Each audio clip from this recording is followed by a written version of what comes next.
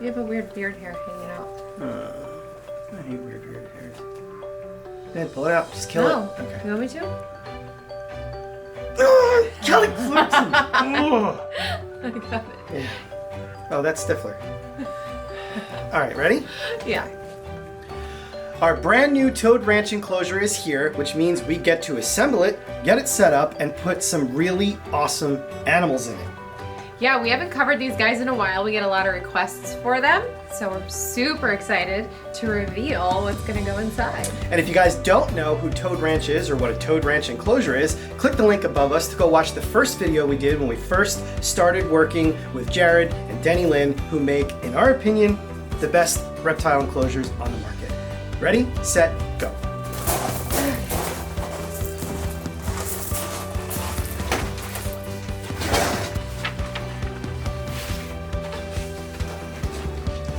Stop eating stuff, Gil. Okay, you want to show that yet, or should we?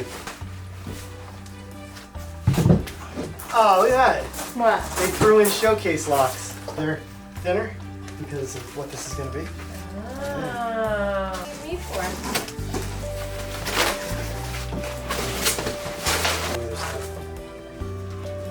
All right, I got the directions, I got the hardware, I got my tools, and now everything is out of the box, all the pieces, so now I just have to assemble this thing and get it in place. Okay, well, if you want to know how to put together a Toad Ranch enclosure, just make sure you go back and you watch this video about our Doom Rules Bow enclosure. All right, so here we are, we're on to night 2, where we're working on this brand new enclosure. And unlike the last one, we're going to introduce you guys right away who is going into it. And it's going to be somebody right here on the table. These 3 types of tortoises are from Libya. We have a Libyan Greek tortoise, we have an unnamed Greek tortoise, and we have the Egyptian tortoises. You just gave it away with that smile. What Casey means by an unnamed Greek tortoise is this is a subspecies of the Greek tortoise, just like the Libyan is, but it has not really been named in science yet. It was accidentally discovered by these things being imported in droves. Long story short, recent DNA evidence suggests that this tortoise does not fit with any of the known Greek tortoise subspecies. It closely resembles the Tunisian Greek tortoise, but we now know that it is not. It is full grown, it is very small. Not quite as small as the Northern Hemisphere's smallest tortoise species, which are these 2 nuggets right here. This is Vinny, this is Dolly, and these are our 2 female Egyptian tortoises. Now, right off the bat, you're going to notice how small they are, obviously. You can see the big difference between them and this female Libyan Greek tortoise. I'm going to make sure that Dolly doesn't I'm just gonna let jump to her death. let her do her thing for a minute. She's got somewhere to go. Vinny right here is a fully grown reproductive female. One other thing you're going to notice right off the bat, her shell does not look like it's supposed to look. She was grown improperly. This is from lack of humidity and or proper hydration. When you look at her next to this beautiful Libyan tortoise right here, you can see how smooth she is compared to the severe lumpy or bumpiness of Vinny's shell. Now, it is cosmetic, luckily for her. It's simply just a looks thing. She is in fact extremely healthy and doing really well, but it's also because now she's been able to get into a situation where she can benefit from that humidity.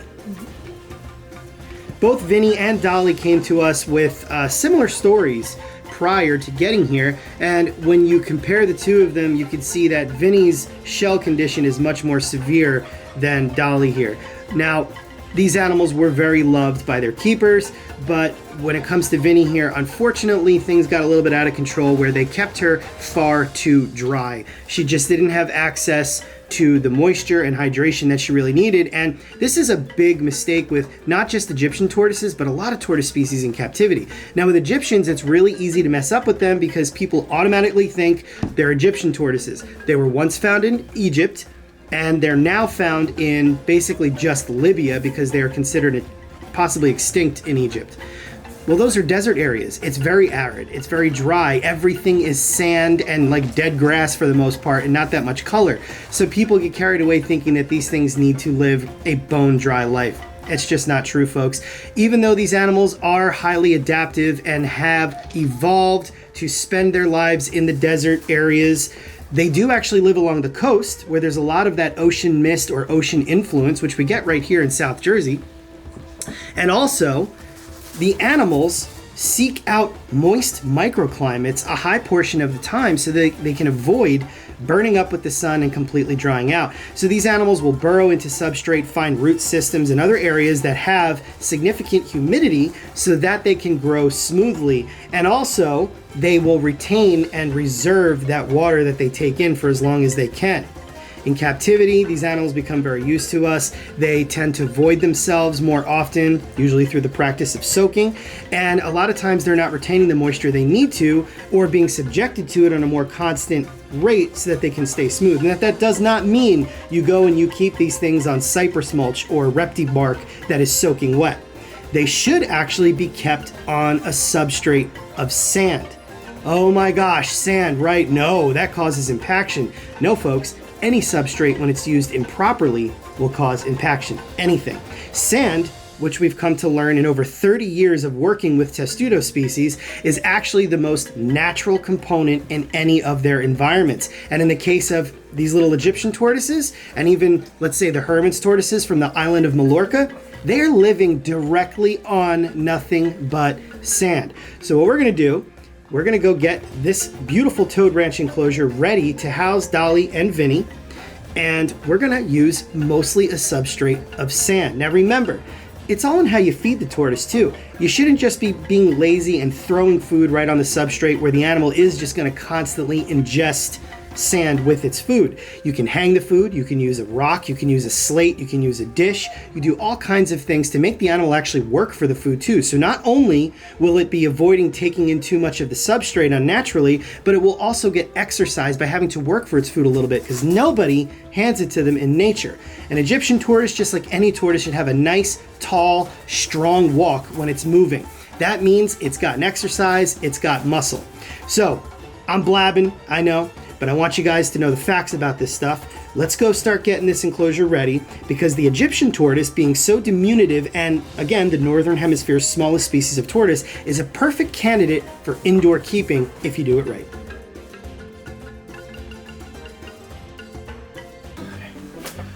Whew! All right, for starters, we're gonna go ahead and put some regular play sand into this enclosure. Now, play sand is also safe. You don't need to do anything extra for this. We've kept Egyptian tortoises like this for many, many years. One of the more popular substrate to use for them is crushed coral or crushed oyster shell. I do not like using that stuff. It does not hold the proper humidity, and even when you add water to it, it really just kind of goes all the way to the bottom. It sits there. Plus, if they do ingest it, you might have a big issue there. Some believe that they actually can digest that stuff, but I've seen the x-rays where they just get completely compacted with it. If, again, they're eating off the ground constantly and food is getting stuck to it. So, we're gonna add mostly play sand, then we're gonna mix it with something else to make it firmer.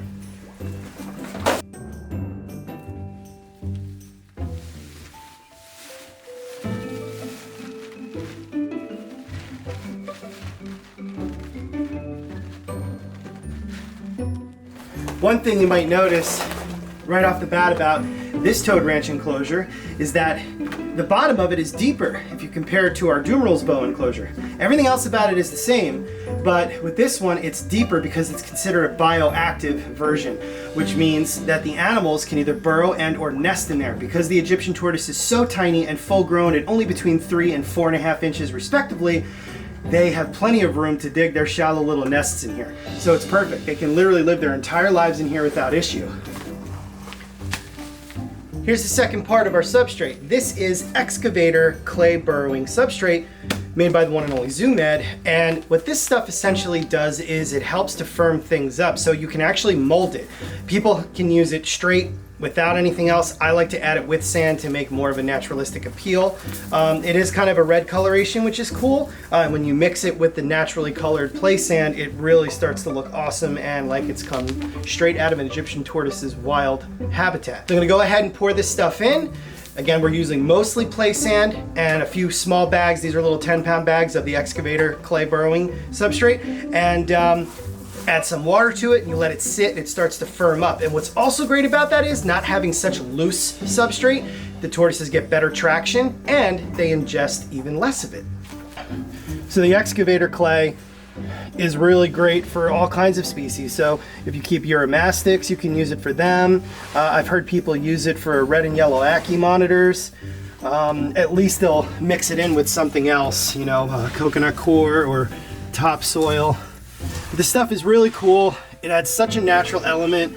And that's just something that has always been so important to Casey and I, is just trying to make these things look and feel like a little piece of nature and try to get as authentic to where they come from in nature. One of the reasons we love Toad Ranch Enclosures is because they offer you these awesome authentic backgrounds, which they call destinations backgrounds, and they've done specific ones for our enclosures, which make it even more exciting. So, you know, they did a Madagascan spiny forest for Marie, our Dumerel's boa, and now for Vinny and Dolly, the Egyptian tortoises, they've selected this backdrop and printed it out for us, and it is actually the Roman ruins of Leptis Magna on Libya's Mediterranean coast east of Tripoli. So that's really awesome. It doesn't get any more authentic than that. As I said, Egyptian tortoises are now possibly extinct in Egypt, but they still do occur in Libya. So there you go. There's their Libyan home, slowly but surely coming together.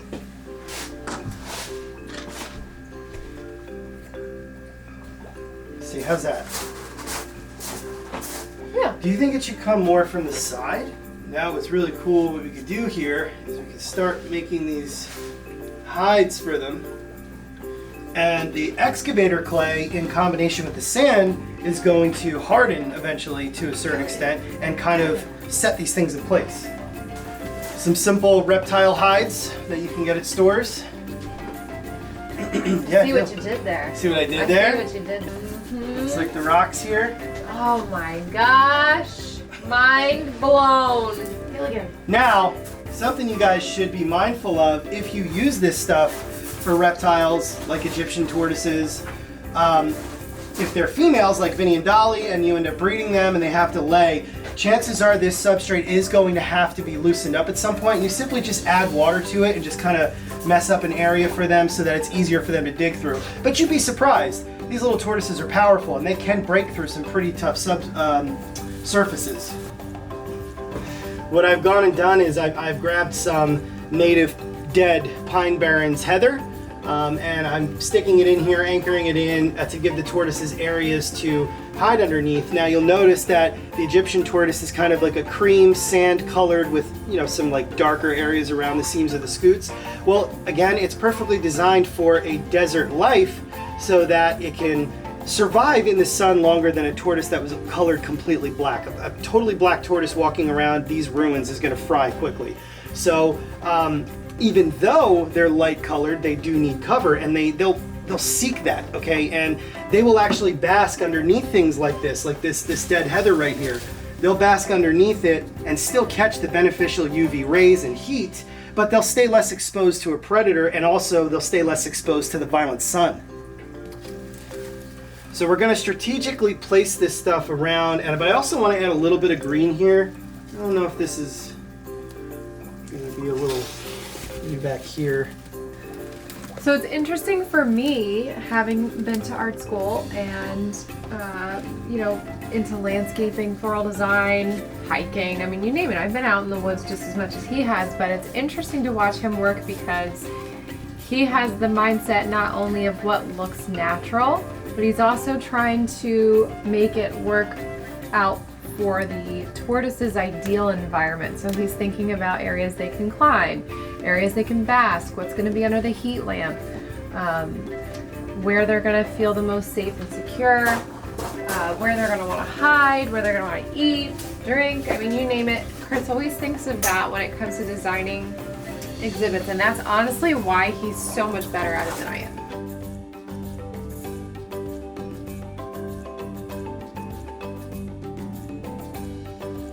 Hydration is crucial for Egyptian tortoises, and that is apparent the second they come out of their egg.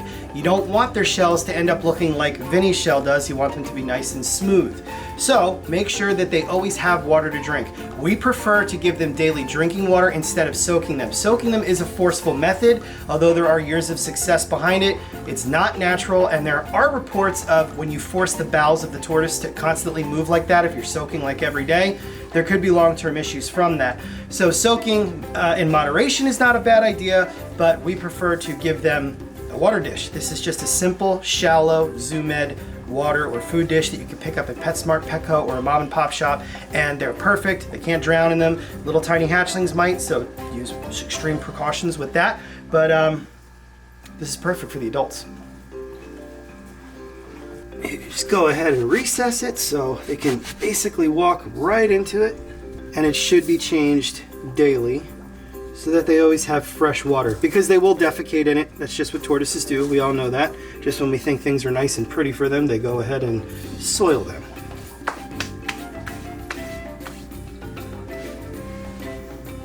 In addition to the water dish, it's not a bad idea to mist them or spray them down or even use a hogger. Oh, what? In addition to the water dish, you can also give them In addition to the water dish, you can also keep them hydrated by spraying them down or misting them or even using a fogger. After all, they do come from coastal areas, so they do get that morning ocean mist. Last but not least comes the lighting. This is another crucial aspect to an Egyptian tortoise's indoor enclosure. They are sun dwellers. They come from arid areas that are blasted with the relentless sun. Arcadia products for lighting are excellent. Zoo-Med makes some good ones too. We're using all Arcadia here, compliments of Toad Ranch. So we've got the Arcadia deep heat projector. It's an 80 watt. It's perfect for a warmer room like this. It shouldn't get too hot inside this, but we'll keep an eye on it. And this is gonna really allow the tortoises to fully heat up, not just heat up one little area of their shell. These things are awesome. In combination with this, we are using the Arcadia T5 12% UVB, which is also something that this species of tortoise is going to need to stay healthy and strong and have a healthy shell. Okay, where would you like to go? The heat lamp? Oh, look how cool. They look amazing in here. Oh my gosh.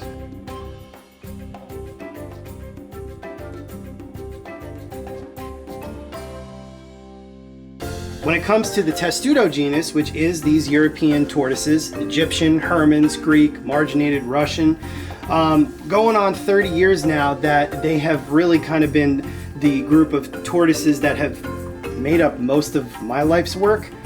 They happen to be my favorites. And you guys have probably noticed in our videos that we keep all the other Testudos outside, so in some cases year round, like when it comes to the Hermans tortoises and marginateds, for example. But the Egyptian tortoise really proves to be the perfect indoor tortoise. I did a video with Ken and Harkin years back, and I believe he called it the best indoor tortoise. We filmed it here with some of the other Egyptian tortoises that we keep. But there are just so many different ways that you can house them, and it's a lot of fun when it comes to building something indoors for them. And I mean, people house them in their living rooms, in their bedrooms, or in a designated reptile building like we have here. And that's because they're just so easy to set up, and you can get super creative. And if you can get yourself to kind of think like a tortoise, and you just kind of get on their level and you think about where would be a cool place for me to go crawl into and hide and sleep for the night, or what would be fun to climb over, you know, for lack of a better term, it really gets interesting. And you know, folks, when it comes to a lot of the other Testudo species, they really deserve a life outdoors. They're more well equipped for it. Egyptians are extremely sensitive. You know, I know a lot of folks have problems trying to keep them outdoors in Florida. We have had some success keeping them outdoors here in South Jersey. There just happens to be like an awesome climate for tortoises all around. But they do, of course, have to at the very least spend part of fall, all of winter, and part of spring indoors. So that's where these awesome Toad Ranch enclosures come in handy, because not only do they build an incredible product for you, so half the battle's already done, but you get it, you set it up, and then you just start getting super creative, and I'm having a blast doing this. I think this is so much fun. So, another Toad Ranch enclosure complete. Super excited for it. There are a lot of different ways you can house Egyptian tortoises. You can even look back in some of our older videos to see how, but I strongly recommend that you guys go to Toad Ranch's website, which Casey's going to leave a link for down here, and check out the products that they make, because they really are state of the art. And again, in my opinion, you can't beat them. They look beautiful, they're super functional. If you need to clean them out and move them, that's easy to do. Easily assembled, secure, and I mean, just look at this thing. This is a little piece of nature for these two Egyptian tortoises that once had an unfortunate start and now can enjoy life maybe a little bit more. So, thank you, Toad Ranch. You guys are over the top.